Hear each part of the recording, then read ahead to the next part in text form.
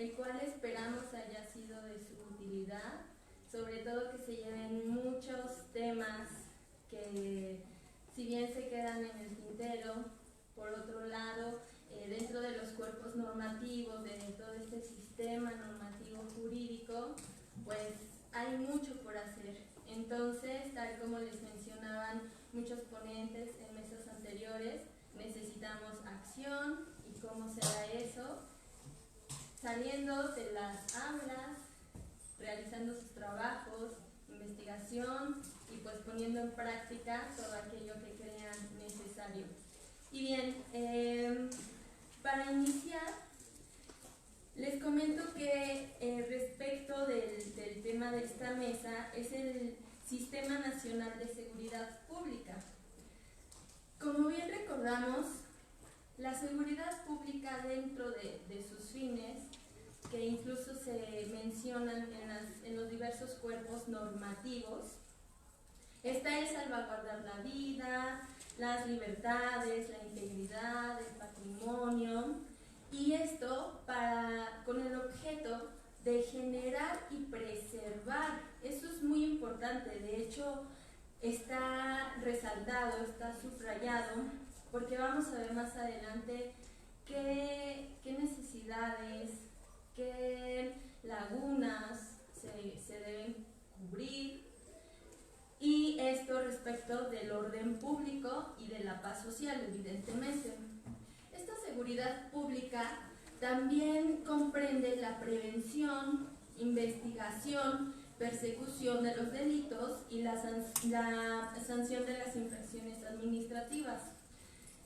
Les comentaba que lo de generación es importante porque tiene que ver con la prevención de los delitos, y esto se relaciona principalmente con las políticas públicas que para el efecto se creen, se construyan y evidentemente tengan una forma de ejecutarse, porque no solo se deben de quedar en principios rectores o en un deber ser, sino debe existir las herramientas para que se puedan ejercitar o ejecutar.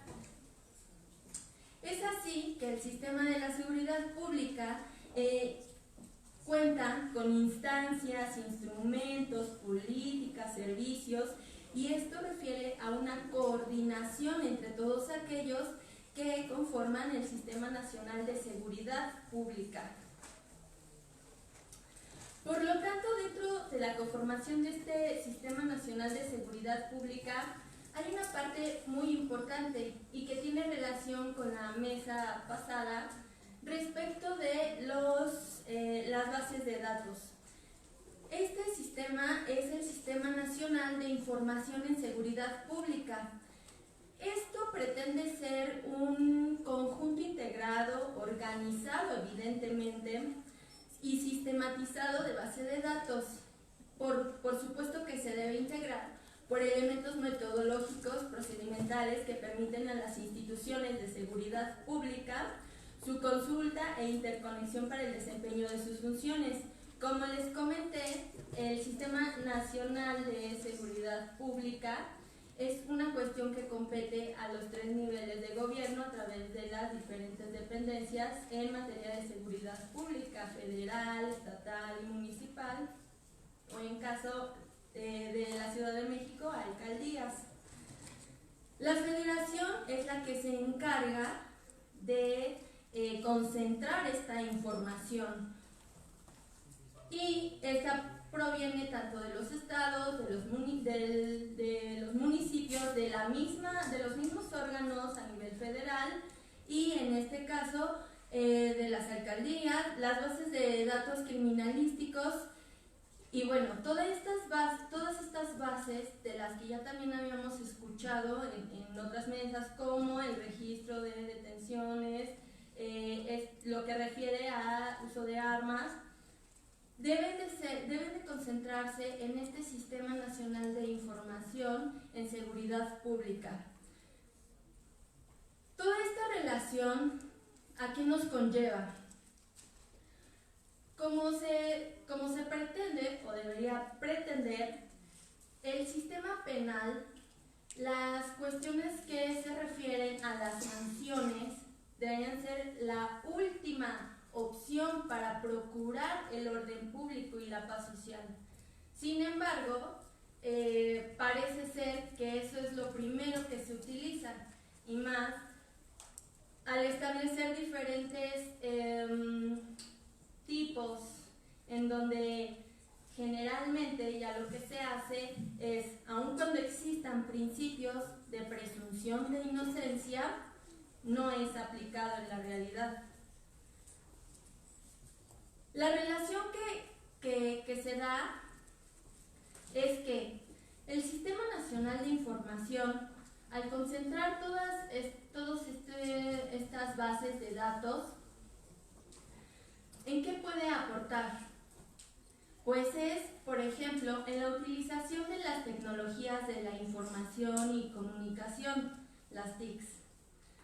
Sin embargo, generalmente no se cuenta con la infraestructura. Inclusive, a veces la comunicación entre los diferentes órganos u organismos gubernamentales no es eficaz, porque a veces tienen unos datos, tienen otros, y entre que son datos preliminares, entre que ya fueron procesados, pues la información varía de dependencia a dependencia.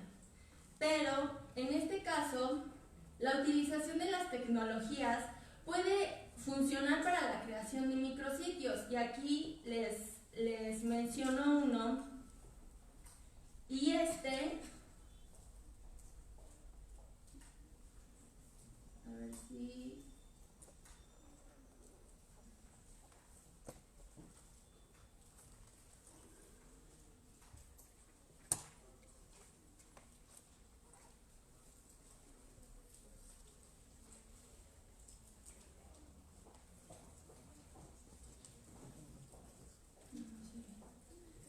Bueno, el micrositio que les estoy tratando de mostrar, ya.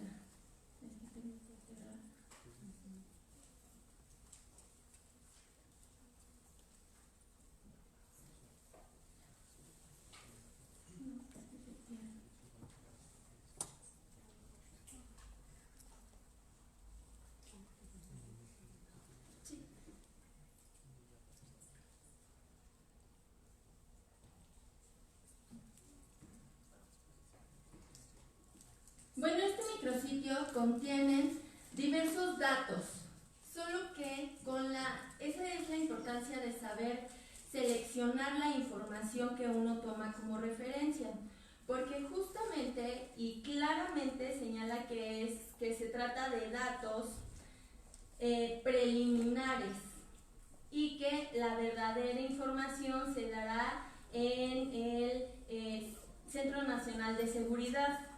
Entonces, primero nos muestran este micrositio que habla de diversos tipos de delitos, como robo, homicidios dolosos, también fraudes, y solo se ciñe a ese tipo de delitos. Sin embargo, después en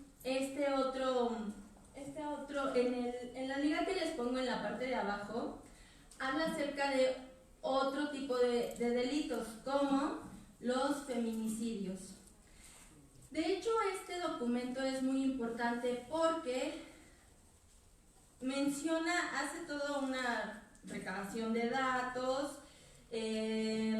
Estos datos se encuentran hasta el 31 de agosto de este año. El del micrositio de arriba es hasta el 8 de octubre de 2019 también, pero como les comento, ahí explícitamente señala que se trata de datos preliminares. Estos datos también están tomando en consideración asuntos o casos que están también en proceso, es decir, solo son delitos que se refieren no a sentenciados, sino solo de aquellos que llegaron a las instancias correspondientes. Y ya en la parte, en el de abajo, realiza un estudio acerca de aquellas llamadas que se hicieron por violencia contra las mujeres, feminicidios, y los toma en consideración como para hacer el análisis de las estadísticas, nada más. No muestra políticas públicas, no, nada. Solo hace el análisis acerca de estos delitos respecto de feminicidios y llamadas acerca de violencia contra las mujeres. La relación que tiene esto con las políticas públicas, si recordamos, es que las políticas públicas deben tener un objetivo que debe ser de interés público. Además, es un diagnóstico y análisis. No solo es tener un objetivo, evidentemente focalizarlo, y bueno, está bien, tal como les comenté en los documentos anteriores. Está bien, tenemos datos, está bien, la violencia se está aumentando y de tal año en un lapso determinado aumentó determinado porcentaje. No, se debe realizar un diagnóstico y análisis de aquello que se pueda hacer para combatir este tipo de acciones, pero sobre todo para prevenir, que es algo de lo que evidentemente falta y escasea este sistema normativo. Entonces eso nos lleva a que determinemos las acciones que se deben llevar a cabo, tanto a nivel gubernamental como a nivel personal, a nivel individual. Entonces nos lleva a lo que implican las políticas públicas. En este caso, la ausencia de políticas públicas, ¿qué provoca? Programas fallidos, utilización de recursos públicos, y sigue creciendo el problema o los problemas en el caso mexicano. Además de las consecuencias, es que los mandamientos constitucionales se quedan simplemente en principios. Y entonces, ¿de qué sirve tener tanta normatividad, tanta, perdón por la expresión, pero a veces parece diarrea legislativa? Es como crear y emitir normas simplemente por hacerlo o por justificar el trabajo que se supone deben estar haciendo quienes crean y emiten las normas. Y por ejemplo, en diversos delitos, no sé qué experiencia han tenido ustedes o alguien cercano, van, denuncian un hecho que puede ser constitutivo de, y por ejemplo, cuando se trata de un homicidio o feminicidio, que está ahorita muy en temas, ¿quién les dice? Requiere o considera mínimo atención psicológica. En lugar de eso, si fue violencia intrafamiliar, bueno, ¿qué le hizo? No, nada, me golpeó. Sí, ¿y dónde? Ya, le enseñan. No le dejó marca. ¿Qué es lo que están esperando? O cuando ya fue homicidio o feminicidio, como lo quieran ver. A veces las personas que se quedan, los familiares de quien le quitaron la vida, evidentemente requieren atención psicológica.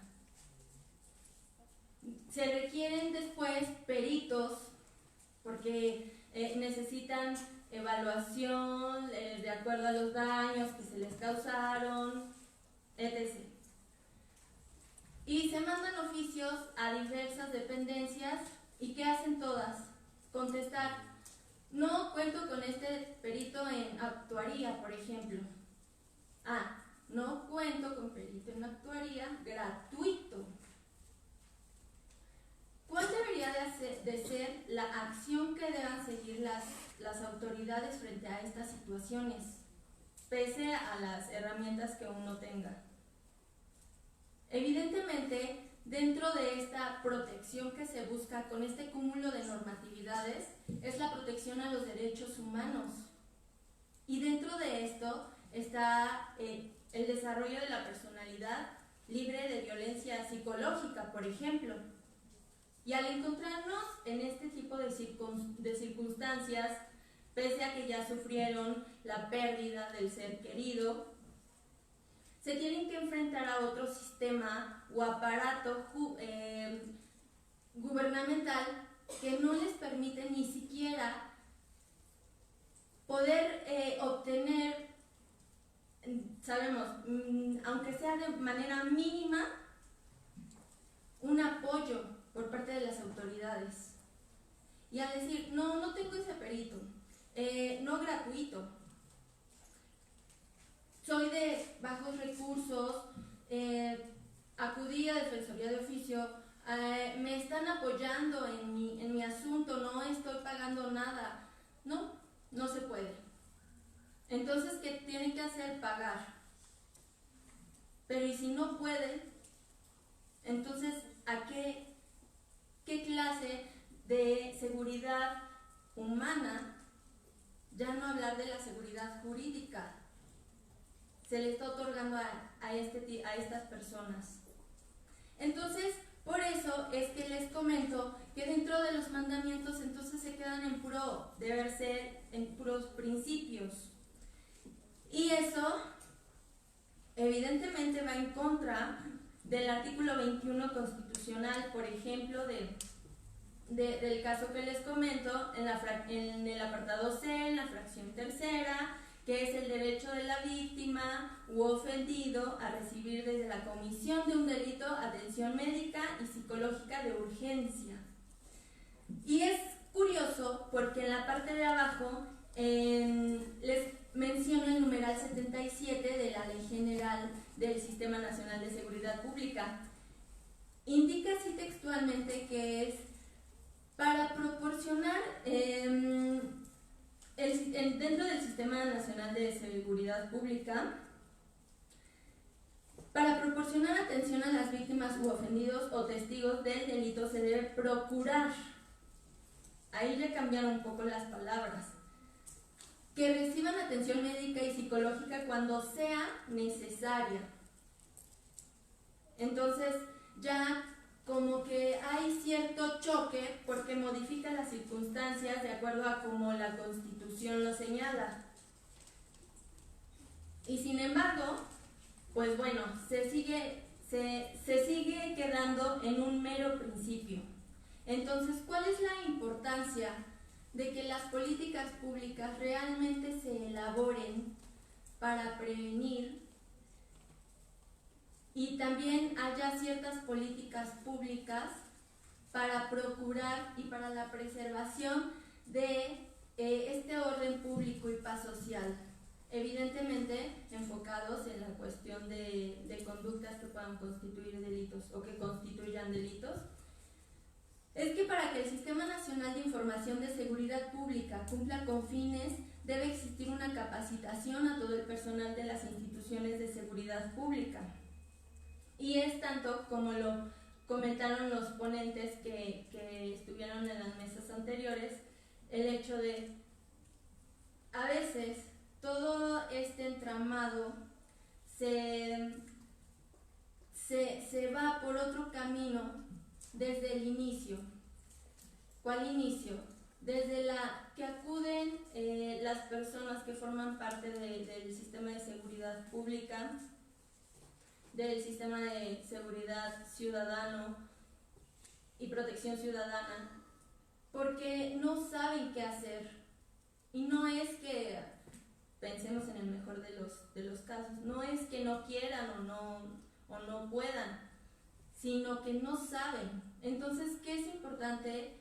Tal como para estar formando un México educado, con personas educadas y demás, pues que se les enseñe y que se transmita toda esta clase de conocimientos, pues de acuerdo a las funciones que realizan, para que cuando llegue a las instancias administrativas, jurisdiccionales, entonces los actos de autoridad no lleguen tan viciados y por lo tanto las circunstancias, los actos delictivos cuando ya se determinan, pues puedan solucionarse, y en casos en que ya no hay restitución, pues evidentemente el ofendido pueda acceder a atención mínima, como puede ser la psicológica o si es que procede médica.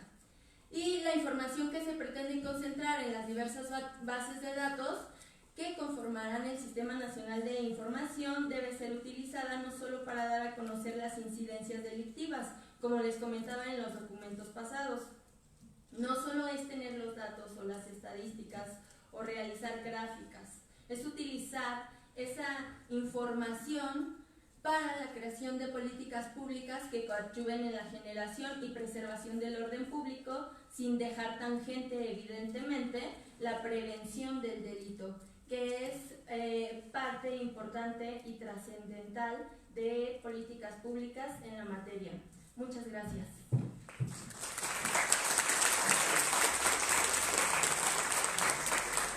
Muchas gracias, maestra Ana María. Bueno, podríamos resumir dentro de los puntos más importantes de su presentación de la maestra el hecho de las políticas de prevención. Debemos, más que pensar en castigar, buscar una prevención. Hablamos de una seguridad nacional de seguridad pública, de un sistema, nacional de seguridad pública, donde pretende garantizar este orden público y la paz social. Ella tocó un tema muy importante, considero yo, el hecho de las acciones que de manera gubernamental debe realizar el Estado, pero también nosotros de manera individual como sociedad, ¿qué debemos hacer? No solamente es castigar, no solo es diseñar políticas, pero no darles un seguimiento.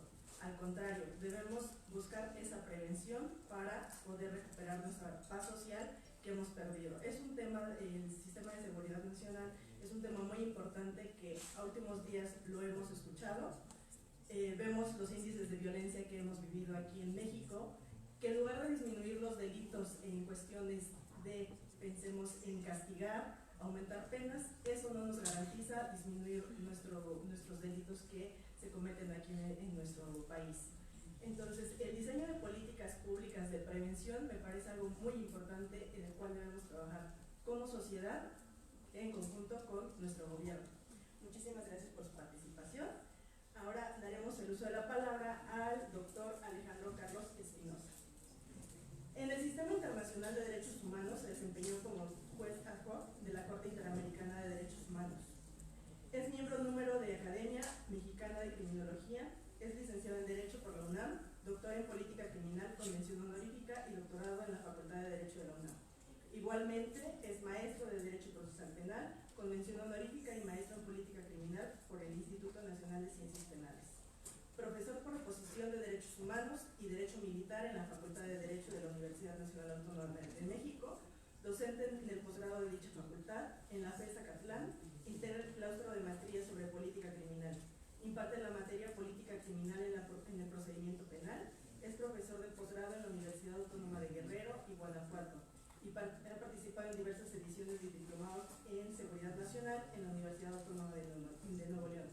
Es autor de diversas obras jurídicas, tiene una amplia trayectoria en el servicio público y en la Comisión Nacional de Derechos Humanos. Damos el uso de la voz al doctor Alejandro Carlos Espinosa. Gracias.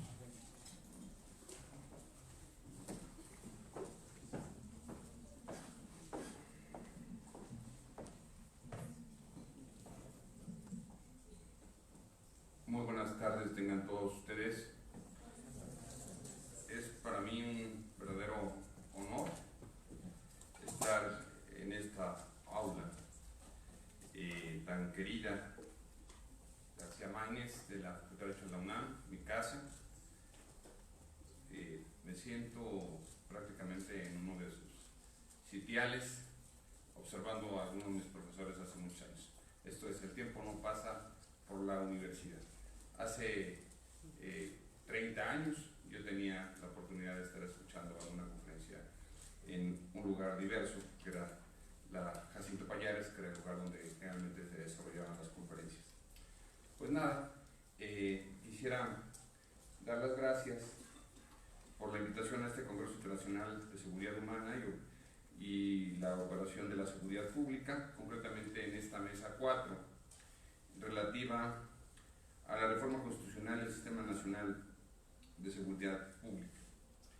El tema que yo voy a tratar es un tema muy sencillo, muy ligero.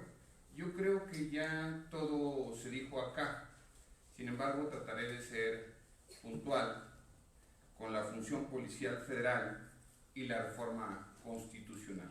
Es el tema que yo voy a abordar y lo haré al tenor siguiente. La función policial necesariamente implica disuasión, prevención, investigación y persecución de los delitos basada en estrategia, desarrollo profesional e inteligencia. Dicho en otras palabras, la función policial es una cultura institucional en la ley y en la doctrina.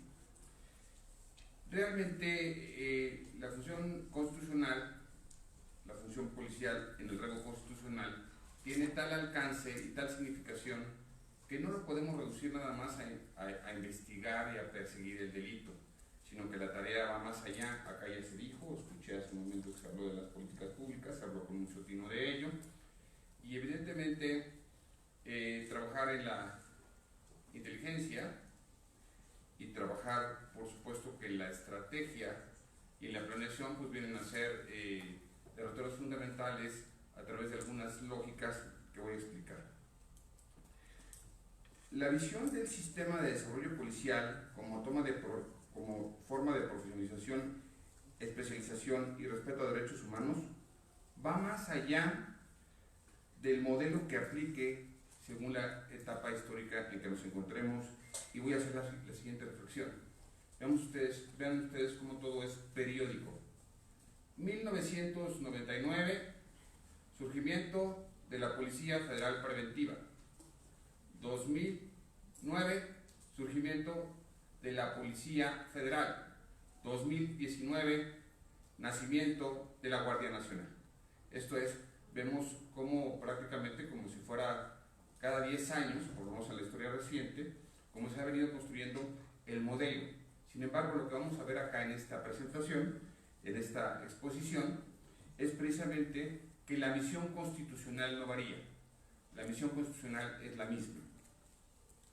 De modo que si las instituciones de seguridad evolucionan y se ajustan a las políticas públicas de gobierno, es en este sentido lo que debemos advertir como las obligaciones constitucionales asignadas y que fijan atribuciones y límites a sus funciones en materia de investigación y persecución de los delitos federales. Y hago énfasis en federales porque evidentemente sabemos que el 21 constitucional refiere a todos los órdenes de gobierno, pero particularmente yo me haré referencia a la investigación de los delitos federales.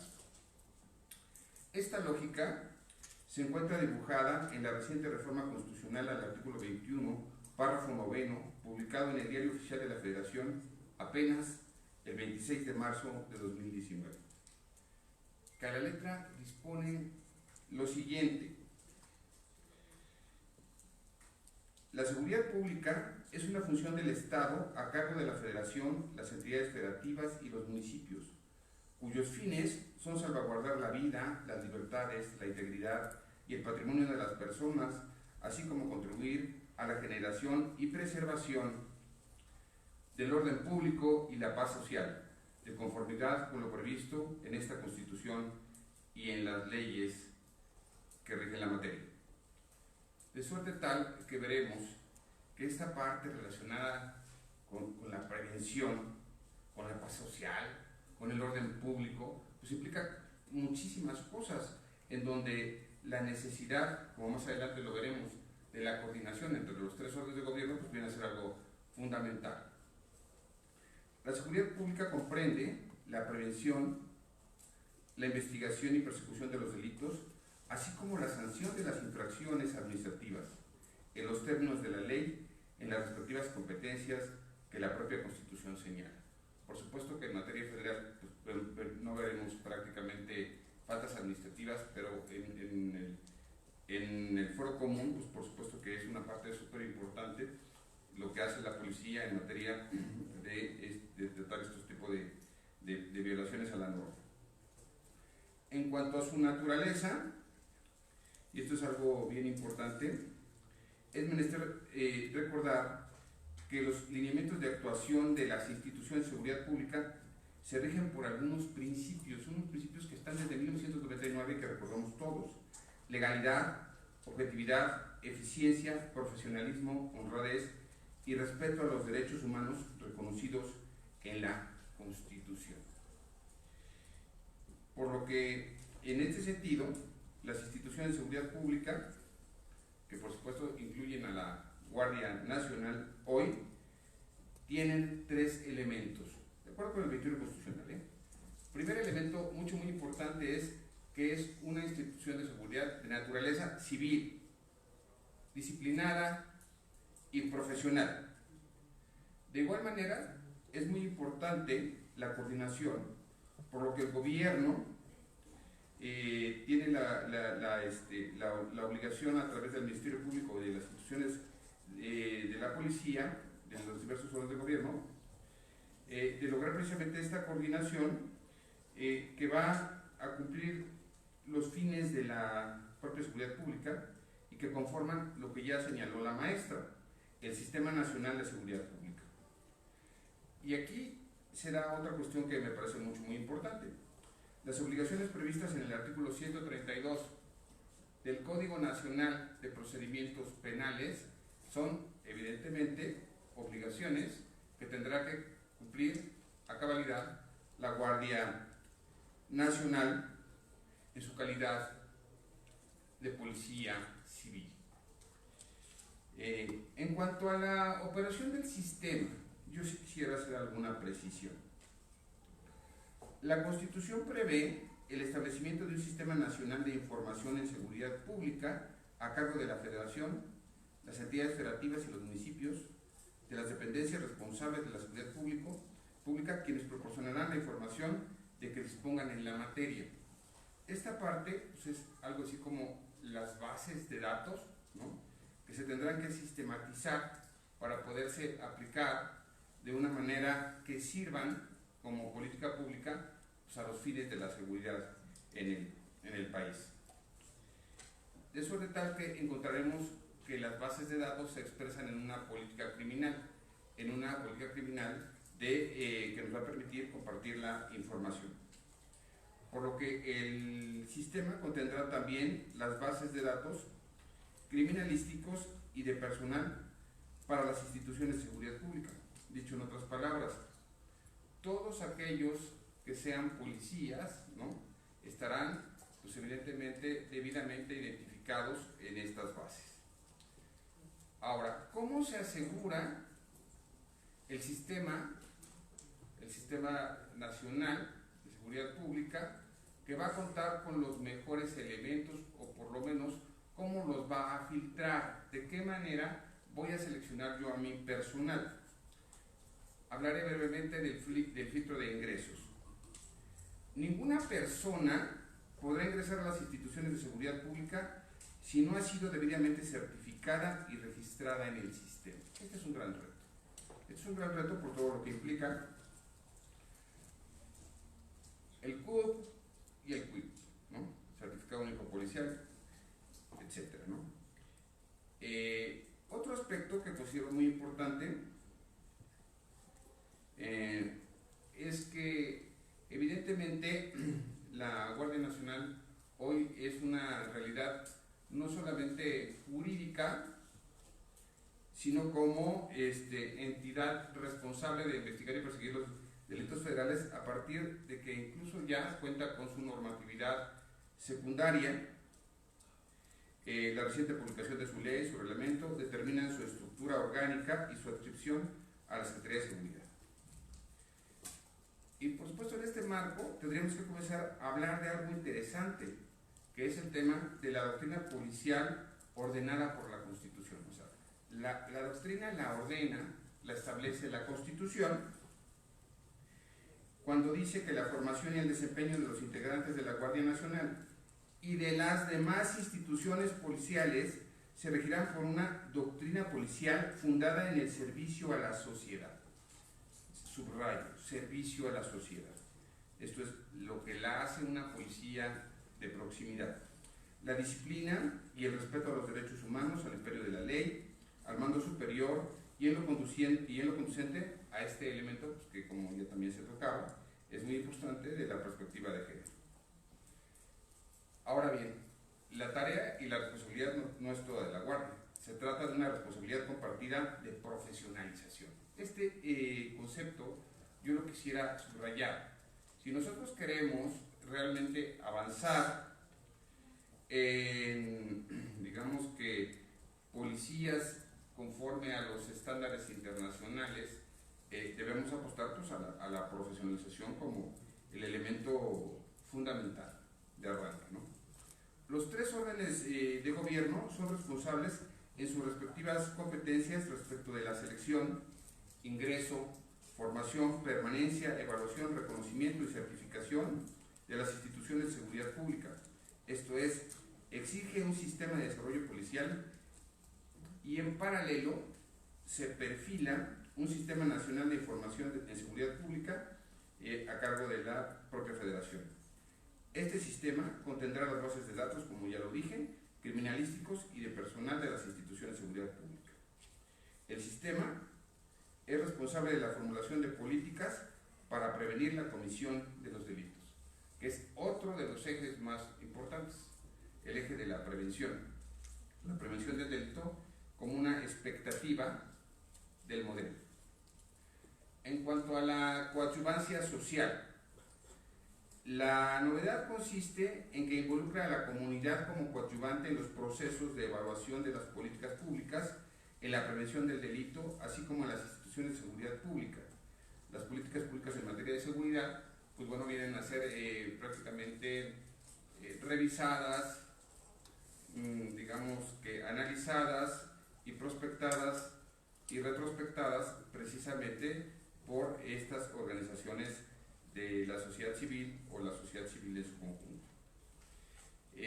Finalmente, yo quiero hacer una reflexión y señalar que las políticas públicas enfocan los recursos de seguridad a estados y municipios, etiquetándolos para fines de investigación y persecución de los delitos exclusivamente.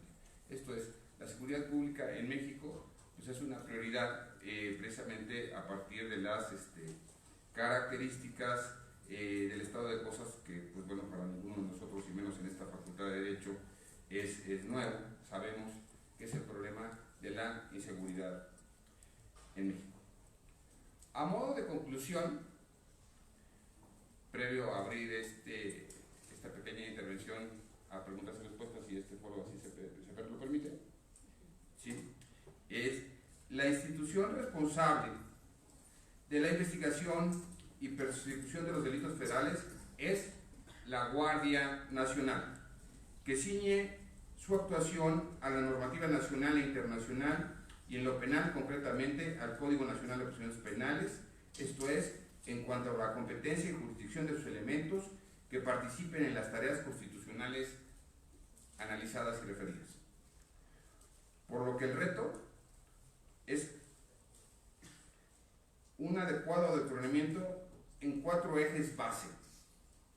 Primer respondiente, cadena de custodia, proximidad social, derecho operacional que incluye el uso de la fuerza y el respeto a los derechos humanos. Como ven, el reto es importante, es trascendente, porque estamos pues, en una transformación del modelo del sistema de seguridad. Estamos frente a una nueva instancia, digamos que un ente con identidad que se llama Guardia Nacional, que si bien es cierto se integró con Policía Federal, con elementos del Ejército y con elementos de la Marina, ahora, por lo menos desde el punto de mira del texto de la Constitución, tiene una identidad propia y se llama Guardia Nacional, que es responsable de funciones específicamente atribuidas al organismo. Muchas gracias.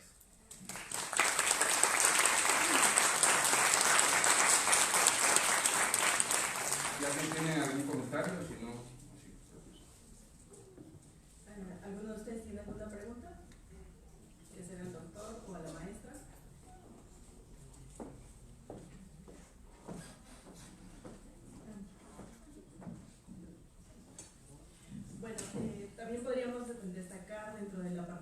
intervención del doctor Carlos, lo que él nos menciona en cuanto a disuadir. Hablamos de la prevención nuevamente y también de disuadir la comisión de los delitos. Ese es nuestro principal objetivo, ¿no? Disuadir para que no se cometan esas conductas y buscar esa prevención y preservar nuestro orden social y recuperar nuestra paz social.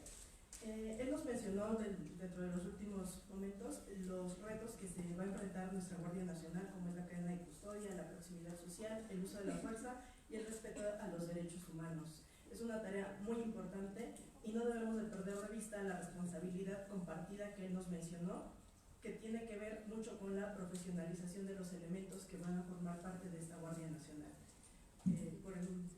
Creo que sería todo. Le doy el uso de la palabra a la doctora Sonia Venegas.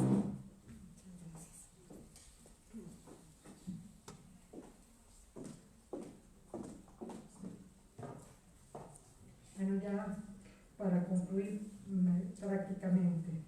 A lo largo de estos 2 días, en 4 mesas, en 5 bloques, hemos analizado la Ley Orgánica de la Guardia Nacional, la Ley Nacional del Uso de la Fuerza, la Ley Nacional de Registro de Detenciones, el Sistema Nacional de Seguridad Pública, con un enfoque de la seguridad humana que hoy se vuelve paradigma del quehacer estatal, no solamente en México, sino en todo el mundo.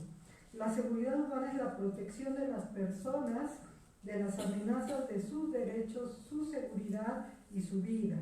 Procura la seguridad del individuo en diversos aspectos como el económico, alimentario, de salud, ambiental, personal, comunitaria y política.